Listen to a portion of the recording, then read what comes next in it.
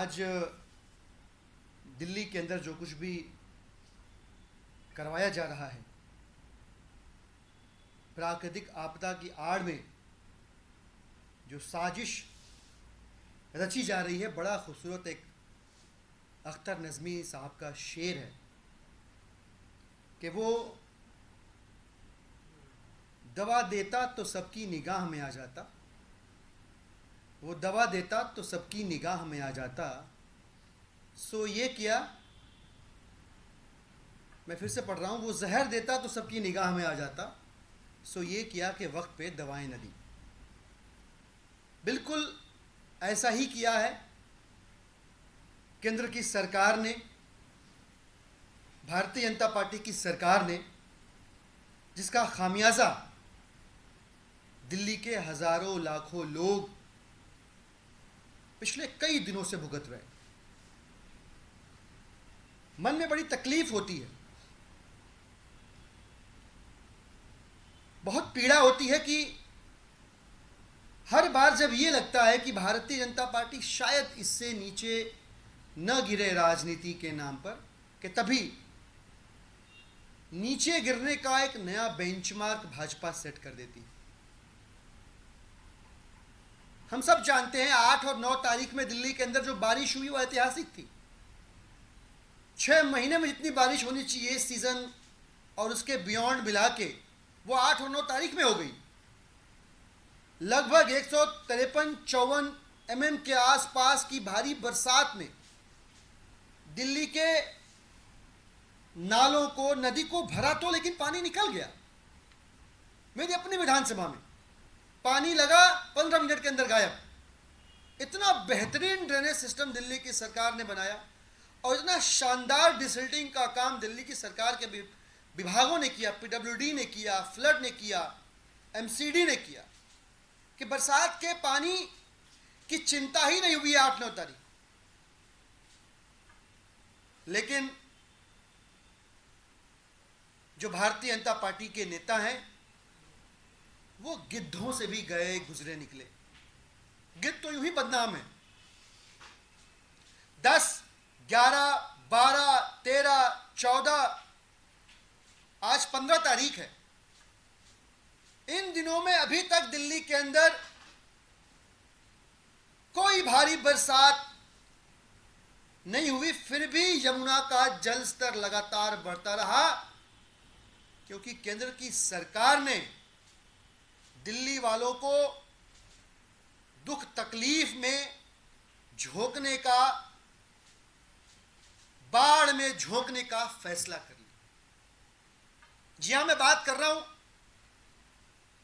हरियाणा स्थित हथनी कुंड बैराज की। कल शाम से 2 वीडियोस चर्चा में हैं। एक वीडियो में हथनी कुंड बैराज हम सबने देखा, हथनी कुंड बैराज से सिर्फ और सिर्फ यमुना की ओर पानी छोड़ा जा रहा है और बाकी के सपोर्टिंग कैनाल्स जो है वो खाली पड़े।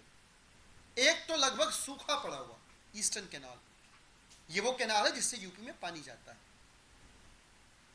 और जब वो वीडियो वायरल हुआ, उसकी चर्चा हुई, आप सब मीडिया के साथियों ने भी उसे उठाया, दिखाया, सवाल पूछे जाने लगे,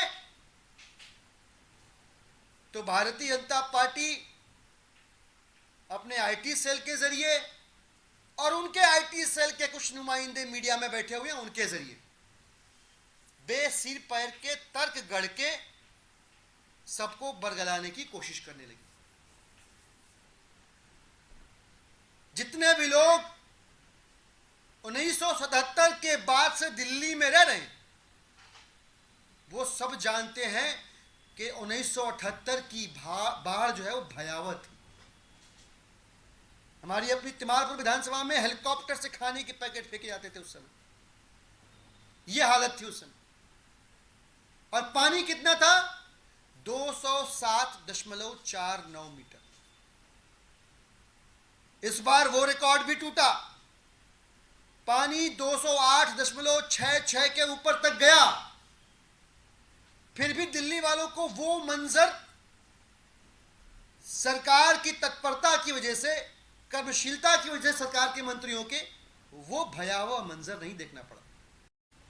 लेकिन ये हुआ कैसे, अगर हम इसकी चर्चा छोड़ देंगे तो जिस भारतीय जनता पार्टी के हिस्से के सवालों के जवाब उन्हें देने हैं, वो जवाब देने से भाजपा बच जाएगी और जवाब भाजपा को देना पड़ेगा।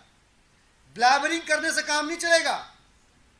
आईटी सेल के 2 रुपया प्रति ट्वीट कमाने वाले जो उनके ट्रॉल्स हैं और उनसे ही सीखे हुए कुछ और मीडिया के अंदर भारतीय जनता पार्टी का चोंगा पहन के छिपके बैठे हुए लोग हैं जो तर्क कर रहे हैं कि नहीं जी वो तो ईस्टर्न वेस्टर्न कैनाल इतना पतला है कि उसमें पानी छोड़ने से फर्क ही नहीं पड़ेगा, उसमें तो छोड़ना ही नहीं है, वो तो इरिगेशन के लिए।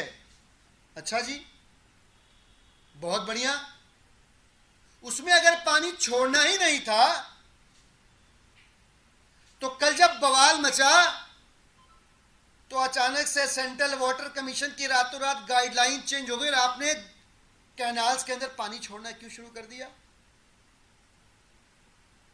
तो देश और दिल्ली के लोग भी देख रहे हैं कि वे लोग हैं जो बेअदबी की बात अदब से करते हैं, बेअदबी की बात अदब से करते हैं। कम ज़रफ़ों में किस हद तक मक्कारी है, ये दिल्ली के लोग भी देख रहे हैं और देश के लोग भी देख रहे हैं कि अपनी गंदी राजनीति की दुकान चलाने के लिए दंगा कराने वाली गुंडों लफंगों की पार्टी लोगों की जान से भी सीधे सीधे खिलवाड़ कर सकती है। कोई गुरेज नहीं करेगी किसी को मरवाने में। अरे गिद्ध तो मरी हुई लाशों पे गुजारा करते हैं। भारतीय जनता पार्टी उनसे भी गई गुजरी पार्टी है जिसने हथनी कुंड बैराज का पानी बिना दिल्ली वालों की परवाह किए, उनके कुशलता की चिंता किए, सीधे सीधे दिल्ली की ओर मोड़ दिया और ट्रॉल छोड़ दिए ये बताने के लिए कि रेगुलेट करना होता है कि नहीं। अरे पंखे, हर घर में पंखा होता है, हर घर में दिल्ली के पंखा होगा, पंखे के पास रेगुलेटर होता है। गरीब आदमी, कम पढ़ा लिखा आदमी, हर आदमी दिल्ली का, हर आम आदमी, हर आम औरत जानती है कि उस पंखे के रेगुलेटर का काम क्या होता है। पंखे की रफ्तार को कम करना या ज्यादा करना रेगुलेटर का काम ही है, वरना रेगुलेटर होगा क्यों? हथनी कुंड बैराज पे रेगुलेटर बना ही इसलिए है कि पानी की दिशा और पानी के प्रवाह को नियंत्रित किया जा सके।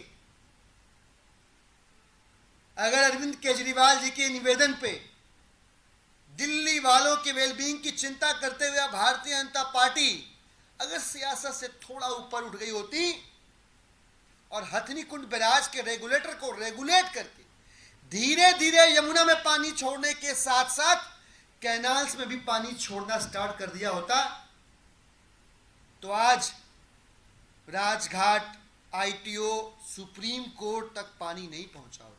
यहां भी लोग रहते हैं, यमुना के खादर में भी लोग रहते हैं जिनके परिवार हैं, जिनके बच्चे हैं, जो आज रिलीफ कैंप में हैं, दिल्ली की सरकार को दुआएं दे रहे हैं।